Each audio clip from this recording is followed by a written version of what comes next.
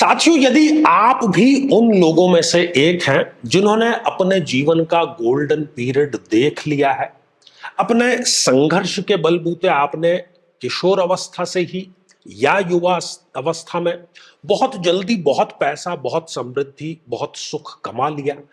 अब समय का चक्र ऐसा घूम गया है कि वापस आप शून्य पर आ गए हैं। मेहनत आप पहले से अधिक कर रहे हैं, लेकिन आपको समझ में नहीं आ रहा कि वापस वो सुनहरे दिन क्यों नहीं आ रहे हैं। तो इस प्रश्न का उत्तर आपको बाहरी जगत में कहीं मिलने वाला नहीं है, आपकी स्वयं की जन्म पत्रिका में इसका उत्तर है। इसलिए अपनी जन्म पत्रिका अपने समक्ष रख करके फिर आप ये एपिसोड देखिए, ताकि आपको सारा जो कारण है वो समझ में आ जाए। तो मेरे बहुत ही प्रिय और बेहद सम्मानित साथियों, हृदय की असीम गहराइयों से अभिनंदन, बहुत बहुत हार्दिक स्वागत। साथियों, आज इस एपिसोड में हम चर्चा करने जा रहे हैं मीन लग्न की जन्म पत्रिका के बारे में। ठीक है, यदि अभी तक आपने अपने लग्न से संबंधित एपिसोड नहीं देखा है तो यहां आई बटन में आपको प्लेलिस्ट में लिंक मिल जाएगा, जाकर के अपने लग्न से संबंधित एपिसोड जरूर देखें। तो साथियों, ये रही मीन लग्न की एक जन्म पत्रिका। 12 नंबर ही लग्न में लिखा है, 12 नंबर से जन्म पत्रिका का प्रारंभ हो रहा है, तो हम इसको कहते हैं कि ये मीन लग्न की जन्म पत्रिका है। सबसे पहले यहां पर साथियों हम बात करेंगे शुक्र देव की। ठीक है, तो मीन लग्न में शुक्र देव एक अति मारक ग्रह होते हैं। बात समझ में आ गई। गुरुदेव का लग्न है और गुरुदेव की एंटी पार्टी है शुक्र देव, इसलिए ये अति मारक ग्रह कहे जाते हैं इस जन्म पत्रिका में। लेकिन व्यवहार ये कहता है कि व्यक्ति को जब भी शुक्र की महादशा आएगी वो इनको धन, वैभव, संपत्ति जरूर देगी। और उसका कारण है, कारण यह है कि वो इस तृतीय भाव को एक्टिवेट कर देगी। इस तृतीय भाव के स्वामी शुक्रदेव बनते हैं और इस तृतीय भाव से देखा जाता है संघर्ष, स्ट्रगल, मेहनत। इस तृतीय भाव से देखा जाता है बड़े सपने, महत्वाकांक्षा, एम्बिशन।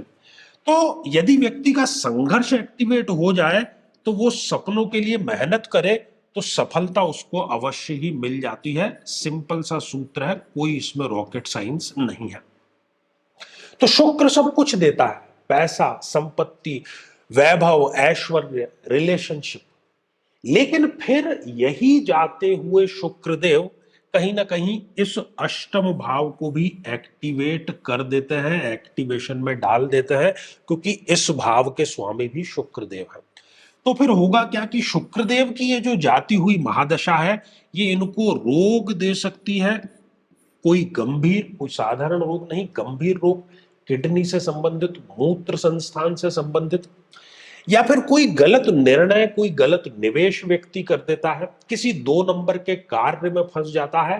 कुल मिलाकर के शुक्र की महादशा ने जितना जो कुछ इनको दिया था वो सब कुछ जाती हुई महादशा अपने साथ में लेकर के चली जाती है।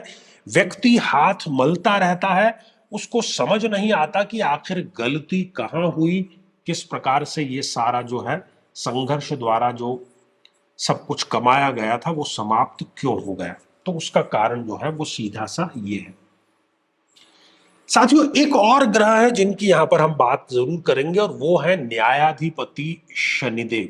ठीक है, शनिदेव भी इस जन्म पत्रिका में एक अति मारक ग्रह है। लेकिन फिर वही बात कि जो भी ग्रह जिस भाव का स्वामित्व है उसके रिजल्ट अपनी महादशा में जरूर देता है।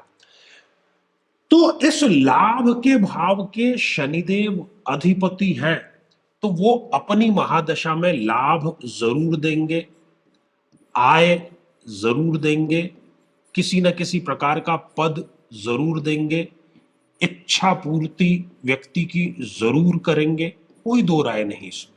ठीक है, लेकिन फिर वही बात कि शनिदेव इस द्वादश भाव के भी लॉर्ड बनते हैं, ये हम क्यों भूल जाते हैं। और वो तो न्यायाधिपति है, न्यायाधीश है, जैसा कर्म वैसा फल तुरंत तैयार है। तो यही जाती हुई शनिदेव की महादशा जो है वो रोग दे सकती है, और वो भी किसी न किसी प्रकार का ला इलाज रोग देगी साथियों। वो कोई साधारण रोग नहीं देगी, क्योंकि शनि स्थायी रोग देते हैं। कोई ऐसा व्यय, कोई ऐसा खर्चा, कोई ऐसा व्यसन कि व्यक्ति उसमें पैसा डालता जाता है और उसकी सारी संपदा समाप्त होती चली जाती है। कोई गलत निवेश, कोई गलत निर्णय व्यक्ति यहां पर आवेश में आकर के जरूर ले लेता है। तो साथियों, पूरा का पूरा इसका सार केवल इतना सा है कि मीन लग्न की जन्म पत्रिका में चाहे शनिदेव की दशा हो, चाहे शुक्रदेव की दशा हो, वो इनको देंगे और फिर पुनः इनसे छीनने का वो कार्य जो है वो जरूर कर लेंगे। तो अब इसका उपाय क्या है, ये तो समस्या हो गई। साथियों, इसका सीधा सा उपाय ये है कि जब सही वक्त सही समय चल रहा है उस समय अच्छी फाइनेंशियल प्लानिंग करें, व्यवहारिक उपाय है। लेकिन साथ ही दान जरूर करें। दान करने से होगा क्या, ये समझने वाली बात है। शनिदेव आय दे रहे हैं, दान नहीं किया, लेकिन यदि आप दान करेंगे तो इस 12th भाव के वो आपको उतने बुरे परिणाम नहीं देंगे। शुक्रदेव की महादशा है, दान करेंगे तो वो आपको अष्टम भाव के उतने बुरे परिणाम नहीं देंगे। सात्विक दान करें, सुपात्र को दान करें, नियमित दान करें, पहली बात। दूसरी जो एस्ट्रोलॉजिकल और अचूक उपाय है वो है महादशा मंत्र साधना, क्योंकि उनका स्वामित्व है। जिसका स्वामित्व है उससे आप बना करके चलेंगे, बहुत अच्छी बात है, इसमें कोई दो राय नहीं है। तो ये दोनों कार्य करने से ही इस समस्या का समाधान है। बाकी जो जीवन है वो अपनी गति से चलता चला जा रहा है। वैसे भी कहा भी गया है कि धन के हैं तीन ही रूप, उपभोग, दान और नाश।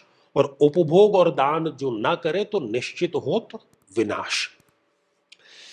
साथियों, यदि आप भी चाहते हैं कि आपकी कुंडली का सूक्ष्म और वैज्ञानिक विश्लेषण हो तो आगामी समय में मैं स्वयं इन शहरों में उपस्थित रहूंगा। आप समय लेकर के मिल सकते हैं या फिर टेलीफोनिक या वीडियो कॉल के माध्यम से भी आप जुड़ सकते हैं। और यदि आप चाहते हैं कि आपके किसी एक प्रश्न का निःशुल्क मार्गदर्शन किया जाए तो हमारे इसी चैनल पर प्रति शनिवार दोपहर 3 बजे हम खास लाइव कार्यक्रम लेकर के आते हैं।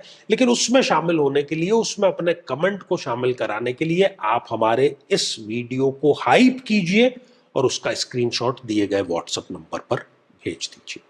तो इसी मंगल कामना के साथ में कि आप सभी स्वस्थ, समृद्ध और शांतिपूर्वक जीवन व्यतीत करें। नमस्कार।